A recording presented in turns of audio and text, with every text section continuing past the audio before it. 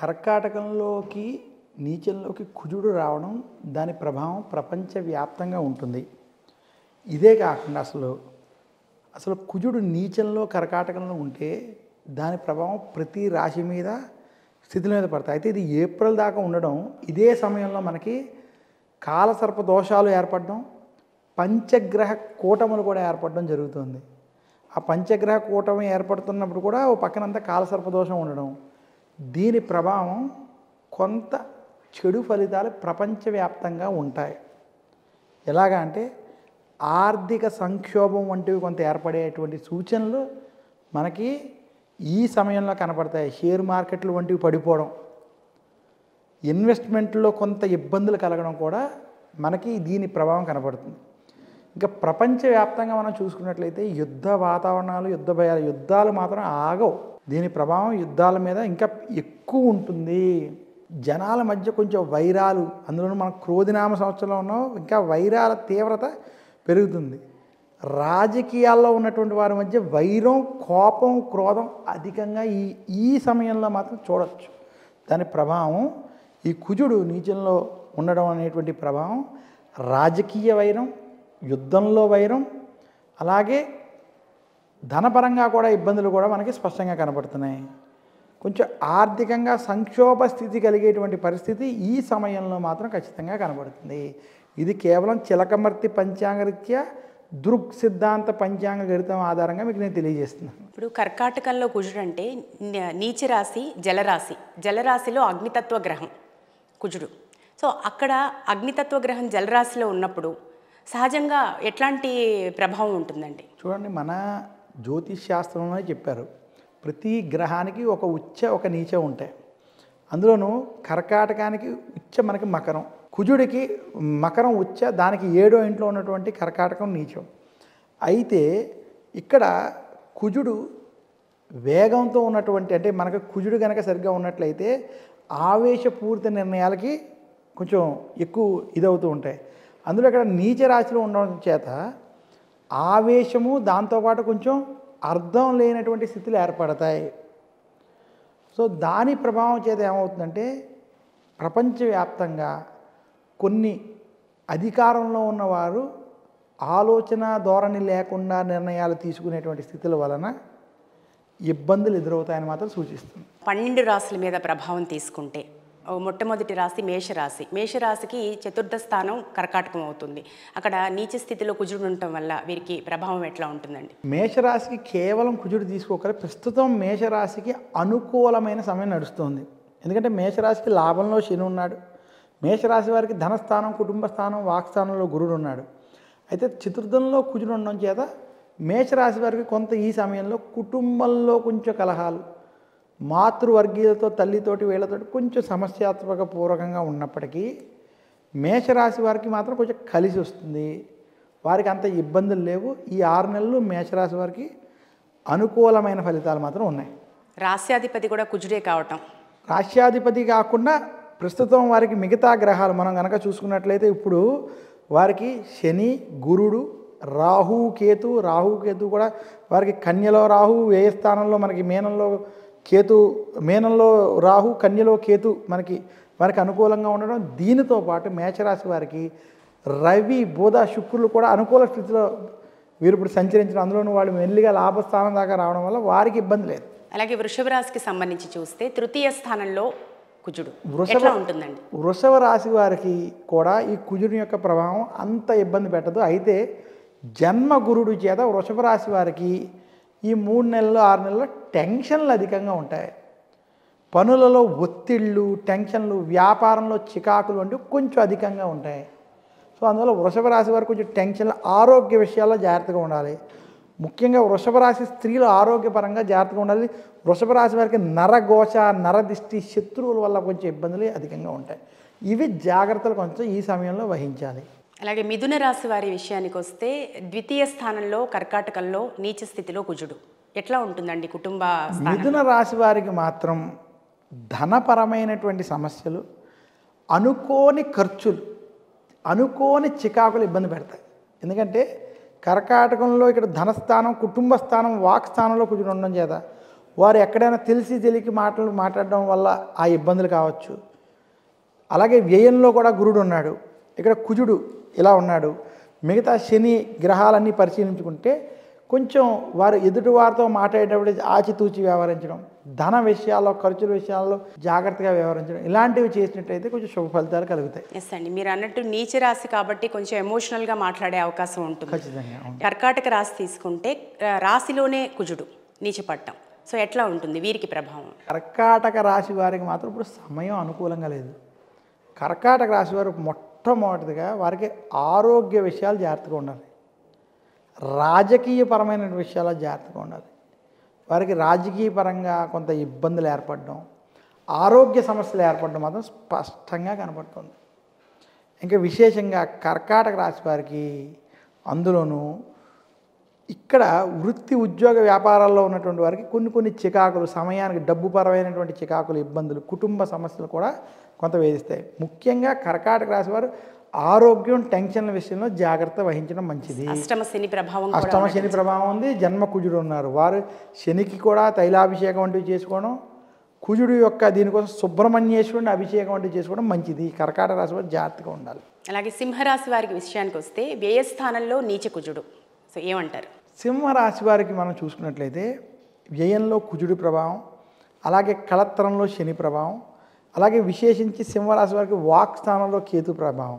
అంటే 2 క్రూర గ్రహాల మధ్య వారు పడి ఉండడం చేత వారు ఎదుటివారితో వ్యవహరించడం, మాట్లాడడం, ఖర్చుల విషయం చాలా ఆచితూచి వ్యవహరించాలి. వారు ఏ విషయంలో కూడా అశ్రద్ధ చేయకూడదు, గొడవలకి దూరంగా ఉండాలి, అప్పులు వంటివి చేయకుండా ఉండాలి, కొంచెం జాగ్రత్తలు వహించాలి. వారికి కూడా ఇది కఠినమైనటువంటి సమయం, కొంచెం లాసెస్ వంటివి అధికంగా జరిగేటువంటి పరిస్థితి సింహరాశికి ఉంది.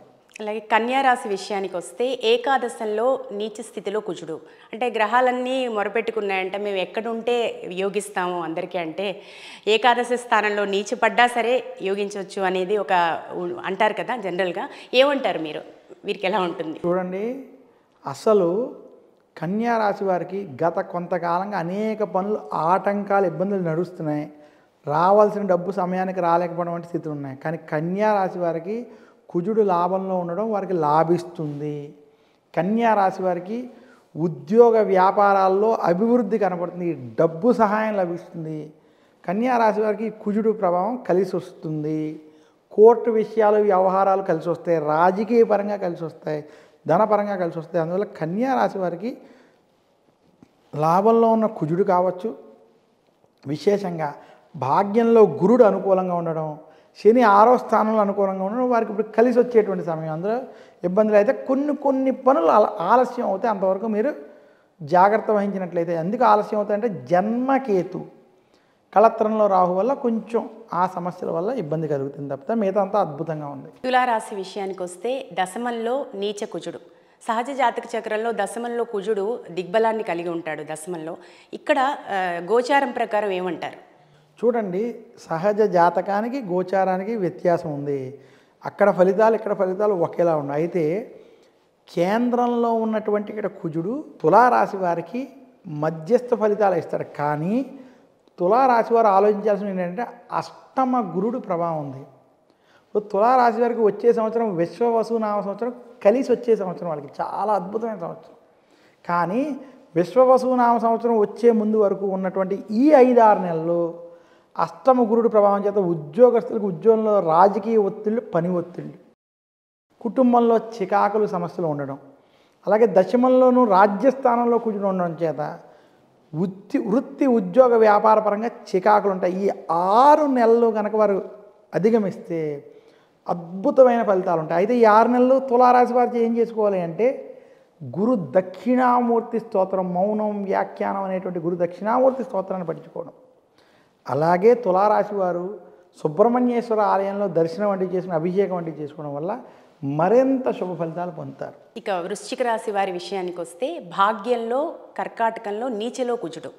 ఏమంటారు వారి భాగ్యం మీద ఎట్లాంటి ప్రభావం చూపించే అవకాశం? చూడండి, వృశ్చిక రాశి వారికి భాగ్యంలో కుజుడు ఉన్నా దానివల్ల భయపడాల్సిన పని లేదు.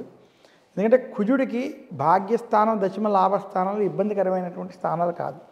అయితే భాగ్యంలో కుజుడు వల్ల వృశ్చిక రాశి స్త్రీలకి కొంచెం భర్త మీద అనుమానం వంటివి, భర్తతో కొంచెం భేదాభిప్రాయాలు వంటివి ఉండడం, అలాగే భాగ్యంలో కుజుడు ప్రభావం వల్ల ధనపరమైనటువంటి విషయంలో వృశ్చిక రాశి వారికి ఖర్చుల విషయంలో కొంత ఇబ్బంది కలగడం ఉండొచ్చు.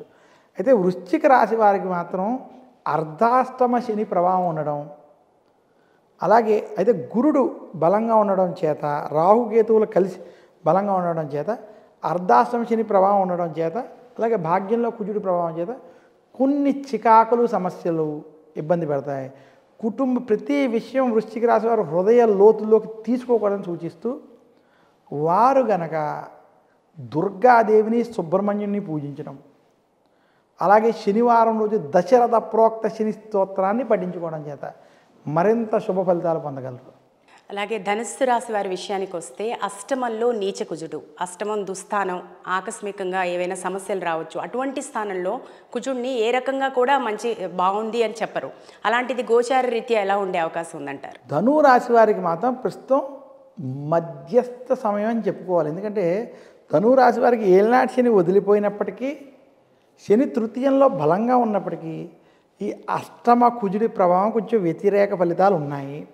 ఇంకా ధను రాశి వారికి గురు బలం లేకపోవడం, అలాగే విశేషంగా ఈ సమయంలో రవి మరియు ఇతర గ్రహాలు కొంత సహకరించడం చేత ధను రాశి వారికి మొదటి 2 నెలలు మధ్యస్థం, తర్వాత కొంచెం చెడు ఫలితాలు, జన్మ రవి బుధులు వచ్చినప్పుడు చెడు ఫలితాలు కూడా టెన్షన్లు ఉంటాయి. ధను రాశి వారి ఆరోగ్య విషయం, కుటుంబ వ్యవహారాల్లో ఖచ్చితమైన జాగ్రత్తలు వహించాలి. అనారోగ్య సమస్యలు మాత్రం ఈ సమయంలో కొంత పీడిస్తాయి. వారికి అనుకోని నష్టాలు జరిగేటువంటి స్థితి ఉన్నది. ప్రయాణాలు వాటిలో జాగ్రత్తలు వహించాలని మాత్రం సూచిస్తున్నాను. ధను రాశి వారు విశేషంగా దక్షిణామూర్తిని పూజించుకోవడం, అలాగే సుబ్రహ్మణ్యుడిని పూజించుకోవడం, దక్షిణామూర్తిని పూజించుకోవడం, సుబ్రహ్మణ్యేశ్వరుని పూజించుకోవడం వంటివి చేయడం వల్ల మరింత శుభ ఫలితాలు కలుగుతాయి. అలాగే మకర రాశికి వచ్చేసరికి సప్తమంలో నీచ కుజుడు ఎలా ఉంటుందండి? మకర రాశికి వచ్చేటప్పటికి వారు ఏలినాటి శని యొక్క అంత్య భాగంలో ఉండడం కొంచెం కలిసి వచ్చేటువంటి అంశం. అలాగే మకర రాశి వారికి రవి బుధ శుక్రులు కొంత అనుకూలంగా ఉన్నాయి.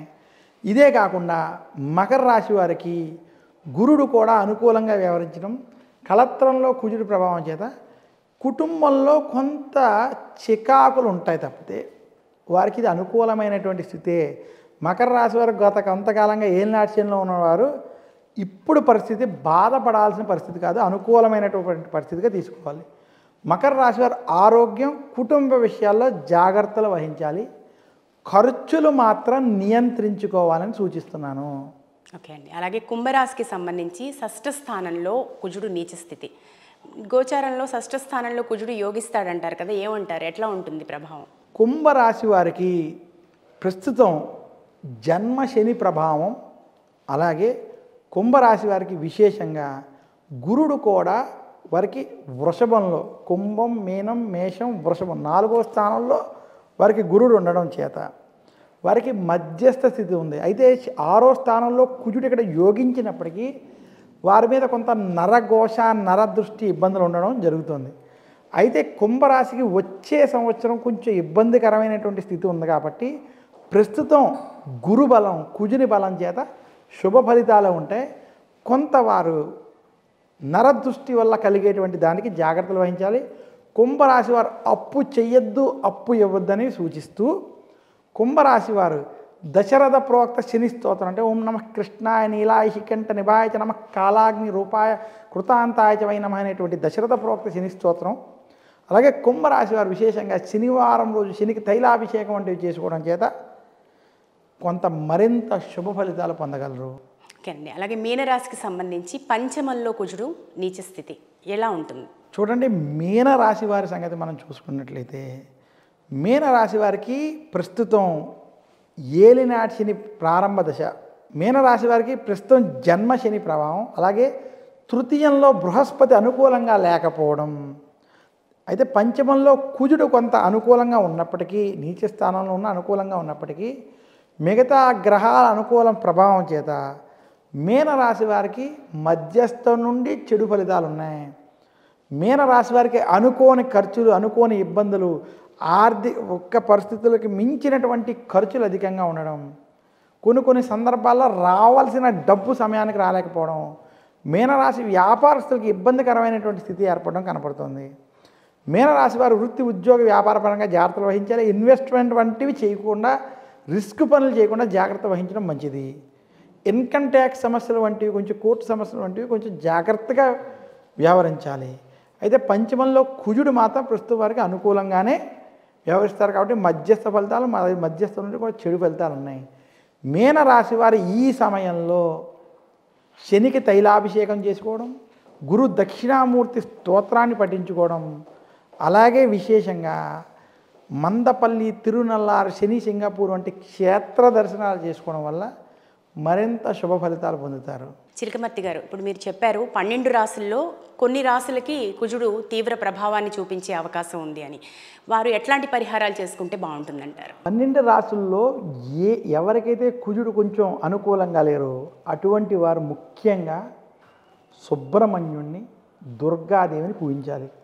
అందులోనూ మంగళవారం, శనివారం రోజు విశేషంగా సుబ్రహ్మణ్యేశ్వర ఆలయానికి వెళ్ళడం, దుర్గాదేవి ఆలయానికి వెళ్ళడం, సుబ్రహ్మణ్యేశ్వరుడికి అభిషేకం వంటివి చేసుకోవడం లేదా దర్శనం వంటివి చేసుకోవడం, దుర్గాదేవికి అర్చన వంటివి చేసుకోవడం, కుంకుమార్చన వంటివి చేసుకోవడం వల్ల కొంత శుభ ఫలితాలు కలుగుతాయి. దేవి ఖడ్గమాల, రుణ విమోచన, అంగారక స్తోత్రం వంటి స్తోత్రాలు పఠించుకోవడం, ఇటువంటివి కనుక చేయడం, సుబ్రహ్మణ్యాష్టకం వంటివి పఠించుకోవడం చేత మరింత శుభ ఫలితాలు వాళ్ళకి కలుగుతాయని తెలియజేస్తున్నాను. చిలకమర్తి గారు, స్టూడియోకి వచ్చి మీరు కుజుడి మార్పుకి సంబంధించి చాలా చక్కగా తెలియజేశారు. 12 రాసులకే కాదు, దేశ రాజకీయ పరిస్థితులు కూడా ఎలా ఉంటాయి అనేది చాలా చక్కగా తెలియజేసినందుకు మరొక్కసారి మీకు నమస్కారం. ధన్యవాదాలు.